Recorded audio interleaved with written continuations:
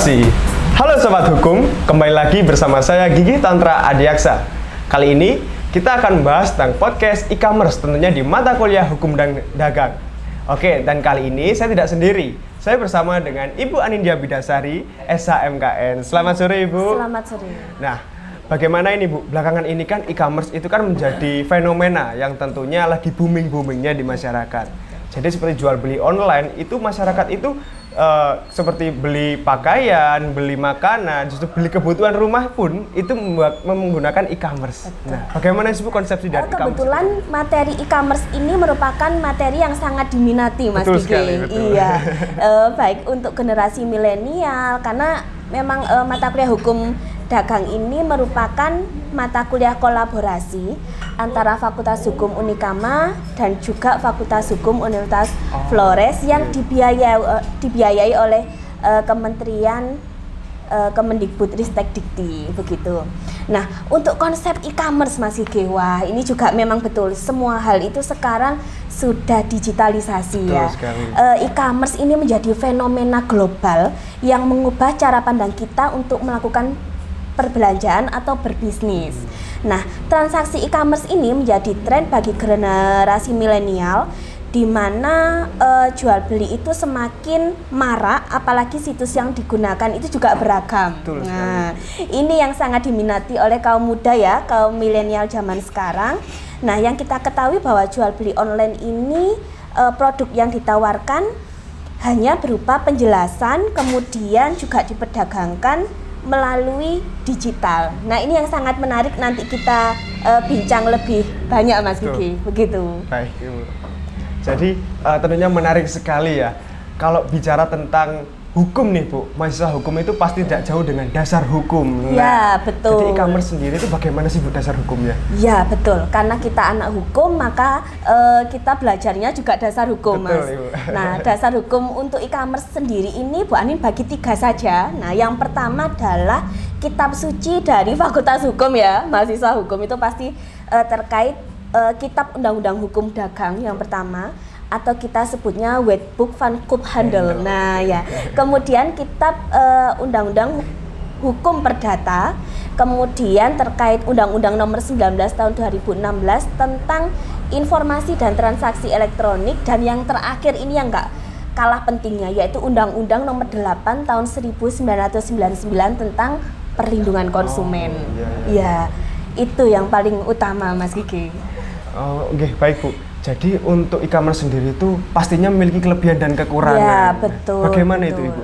Kalau kita lihat dari sudut pandang terkait mahasiswa atau generasi milenial saat ini, kelebihannya banyak sekali ya. Yang pertama adalah memang fleksibel, karena kita melakukan jual beli online itu di era digitalisasi ini 24 jam dalam beberapa waktu itu kita pasti searching, kemudian kita beli, kita transfer dalam seketika. Betul. Nah, itu karena fleksibilitasnya itu terlalu tinggi. Kemudian produknya juga beragam ya, karena yang ditampilkan di toko-toko online itu juga harganya bervariatif. Nah, yang ketiga, biaya pengoperasian dari bisnis e-commerce ini relatif kecil, karena kita tidak akan membayar pajak properti, tidak perlu memasang produk-produk kita di toko. Betul. Karena kita hanya menjual melalui foto, kemudian kita jual belikan di online. Nah, kemudian jangkauannya juga sangat luas. Jadi meskipun di seluruh Indonesia atau luar negeri kita bisa melakukan jual beli secara online. Nah, kemudian memudahkan perusahaan untuk menargetkan produknya ke konsumen. Ini yang paling penting. Karena pedagang perantara sekarang itu, nah itu di pertemuan keempat ya mahasiswa ya, pedagang perantara yang sekarang itu juga lebih difungsikan ketika ada e-commerce. Tapi memang Mas Gigi, selain dari kelebihan itu pasti ada kekurangan. Betul, ya. Ibu.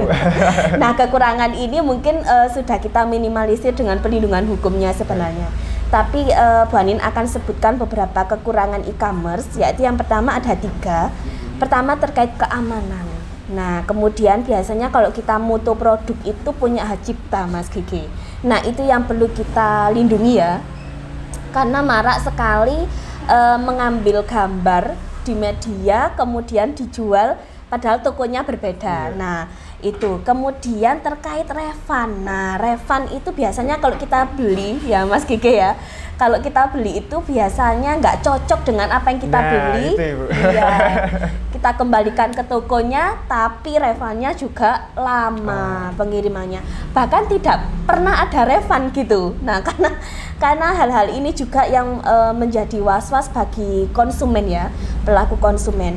Nah, yang ketiga itu persaingannya tinggi. Nah, persaingan tinggi antara toko yang satu dengan yang lainnya itu pasti apalagi kalau flash sale nanti ya Mas Gigi ya. Wah, itu 12 itu. Biasanya kita saing-saingan tinggi-tinggian harga. Betul. Nah, Betul itu sekali. persaingannya sangat tinggi sehingga persaingan usaha itu juga semakin tinggi Mas Gigi. Mungkin itu kelebihan dan juga kekurangan dari e-commerce. Gitu. Baik Ibu. Jika kita berkaca kepada lapangan gitu ya Bu, Betul. pada realita di lapangan, belakangan ini itu kan ada itu Bu, lagi booming menuai pro dan kontra Wah, iya. terkait penutupan TikTok Shop. Nah, ini bagaimana sih Bu perspektif Ibu terkait hal ini? Iya Mas Gigi ya. Kalau TikTok Shop itu memang kita yang pertama mahasiswa memang harus tahu terkait fenomena seperti ini ya. Kalau TikTok Shop itu memang kita mengkerdilkan UMKM sebenarnya. Karena kita saingannya juga produk-produk dari artis-artis yang apa ya, followernya di TikTok itu tinggi. Otomatis barang-barang yang dijual oleh artis di TikTok dan lain sebagainya dengan UMKM yang kita benar-benar memang melakukan jual beli e-commerce dari bawah dan lain sebagainya itu kalah. Nah, sehingga kebijakannya adalah kita meminimalisir produk UMKM agar juga bisa bersaing dengan produk-produk yang lainnya. Sehingga memang kebijakan itu bukan tebang pilih, tapi memang kebijakan itu dilakukan seimbang. Nah, sehingga kemarin terkait peraturan presiden terkait TikTok Shop ditutup itu sudah baik menurut saya ya, karena itu memang agar tidak terjadi ketimpangan atau persaingan usaha. Dan itu ada undang-undangnya loh Mas, persaingan usaha. Nah, itu makanya meminimalisir itu. Iya. Oke, berarti intinya kompetitornya itu sangat banyak sekali Bu. Betul, karena kompetitornya banyak. Tapi meskipun TikTok Shop tidak ada, pasti kan kita punya toko-toko yang ada begitu. Jadi betul. Kadang kalau apalagi Mas Gege ini kan juga merintis kemarin ya. Nah, kemarin juga menang P2MW. Nah, itu Kofikiran. Nah, itu juga sekarang sedang bersaing dengan produk UMKM yang lainnya. Selamat loh Mas Gege. Terima kasih Bu. Iya.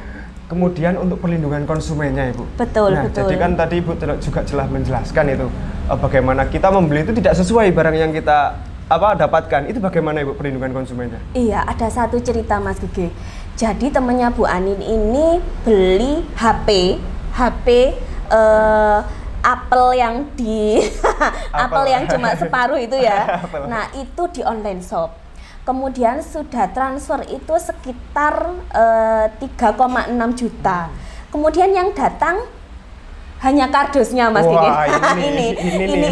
Nah, ini masuk dalam penipuan. Nah, ini masuk dalam penipuan. Tapi sebenarnya apalagi satu lagi fenomenanya Mas Gege. Jadi fenomena yang COD yang cukup marak itu ya. Terkait penerima paket marah-marah ke kurir. Nah, itu banyak sekali ya, itu banyak sekali ya. Nah, itu sebenarnya kita tidak perlu se-ekstrim itu sebenarnya reaksinya. Karena kalau kita anak hukum pasti tahu perlindungan hukumnya dan penyelesaian sengketanya. Apalagi kalau orang hukum tuh pasti damai-damai dulu Mas. Nah, kemudian baru ada yang namanya perlindungan hukumnya. Sanksinya Mas Gigi itu yang sangat ekstrim juga, yaitu ada di pasal 62 ayat 1 Undang-Undang Nomor 8 Tahun 1999 tentang perlindungan konsumen, di mana ketika produsen melakukan suatu hal yang tidak sesuai dengan kewajiban dari produsen itu, maka sanksi pidananya nggak main-main Mas Gigi, 5 tahun penjara. 5 tahun penjara. Dengan denda 12 miliar, begitu Mas Gigi. Luar biasa. Nah, waduh, itu yang sangat harus mahasiswa hukum harus tahu terkait undang-undang itu Mas Gigi. Baik, terima kasih banyak Bu Anin. Kalau kita berbicara tentang e-commerce itu emang banyak sekali dan luas sekali gitu Nge. betul. Karena e-commerce ini sendiri juga di kehidupan masyarakat digunakan begitu Bu Ya, sehari-hari. betul.